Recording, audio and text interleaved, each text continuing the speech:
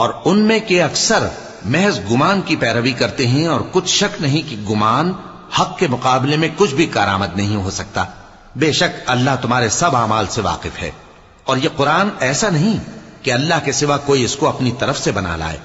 ہاں، یہ اللہ کا کلام ہے، جو کتابیں اس سے پہلے کی ہیں ان کی تصدیق کرتا ہے، اور انہی کتابوں کی اس میں تفصیل ہے۔ اس میں کچھ شک نہیں کہ یہ رب العالمین کی طرف سے نازل ہوا ہے۔ کیا یہ لوگ کہتے ہیں کہ پیغمبر نے اسے خود ہی گھڑ لیا ہے؟ کہہ دو کہ اگر سچے ہو تو تم بھی اس طرح کی ایک صورت بنا لاؤ، اور اللہ کے سوا جن کو تم بلا سکو بلا بھی لو۔ حقیقت یہ ہے کہ جس چیز کے علم پر یہ قابو نہیں پا سکے اس کو نادانی سے جھٹلا دیا، اور ابھی اس کی حقیقت ان پر کھلی ہی نہیں۔ اسی طرح جو لوگ ان سے پہلے تھے انہوں نے جھٹلایا تھا، سو دیکھ لو کہ ظالموں کا کیسا انجام ہوا۔ اور ان میں سے کچھ تو ایسے ہیں کہ اس پر ایمان لے آتے ہیں، اور کچھ ایسے ہیں کہ ایمان نہیں لاتے، اور تمہارا پروردگار شریروں سے خوب واقف ہے۔